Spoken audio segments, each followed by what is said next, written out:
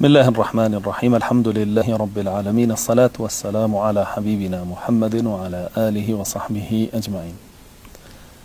ديني إيما ديني إسلام ديني رحمة، هل لنا وكيوا أو رحمة درأكيا كناوي الإسلام كسلامتي تسليم بوني تيايا بو إنسانك.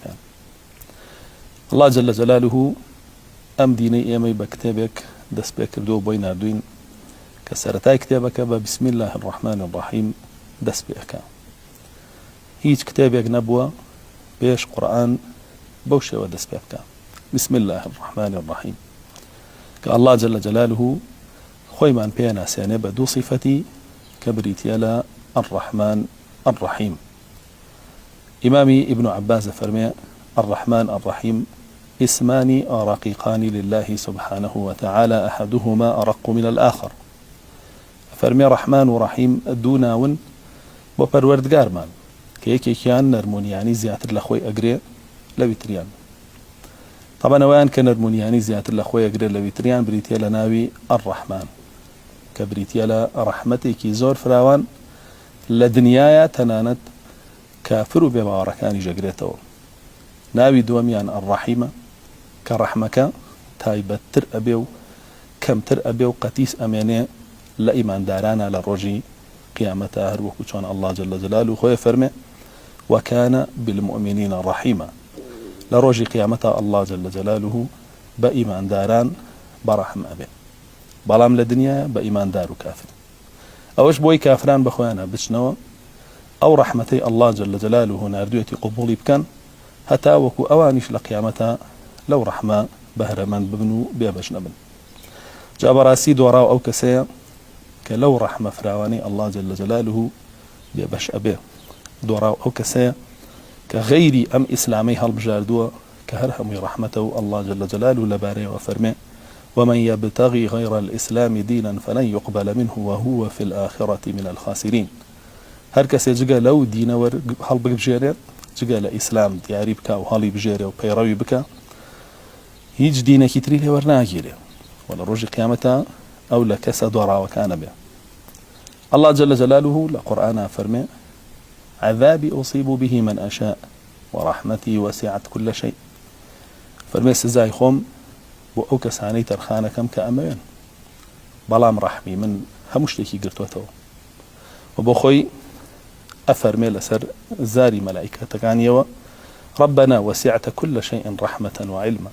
أي پروردگار من تو هموش تيكت برك الدولة رحمو لزانستي خود ورحمو زانستي تو هموش تيك اقريتو. وابن عباس لا وتيكي خويا أفرمي الله جل جلاله رحمي خوي قشگير كردولا دنيايا تنانتي آجال درندكان جقريتو بلام لقيامته أو رحمة عبت أكان تنها إيمان داران أقريته. أبو بكري هزالي رحمتي الله إليه بأفرمي كاتك كام آيات دابزي كالله جل جلاله وفرمي ورحمتي وسعت كل شيء. أفرمي إبليس وتي رحمي الله مني جقريته چونك مني الشيء ويأويج فرمي رحمتي منها مشتكي قرتوته. أفرمي دواء الله جل جلاله أو آياتي دابزان كأفرمي فسأكتبها للذين يتقون ويؤتون الزكاة. فرمي أو بشيت الإدابة بظان كأفرمي أم رحمي من أو كسانا قريت وكأهل تقوان أهل إيمانا أهل تزكية نفسا ضلوا دروني خوان باكا كانوا بلكو أهل داني زكاة لما لكاني أنا بخشنو رحم بخلقي أكن لفقيران ولهجاران. فرميت الإبليس بيضنبو أوي ليتشو يدرو باشان فرمي والذين هم بآياتنا يؤمنون. فرمي أو بشيتري آياتك دابزيك الله جل جلاله فرمي وهم أوانا قريت وكإيماني أن هيبا الله بآياتكاني. أفرمي قاورو جوا كانوا تيان إيماجا قريتو. أفرمي الله جل جلاله دعاء أو بشيتري أو آياتي دابزان كأفرمي الذين يتبعون الرسول النبي الأمي الذي يجدونه مكتوبا عندهم في التوراة والإنجيل.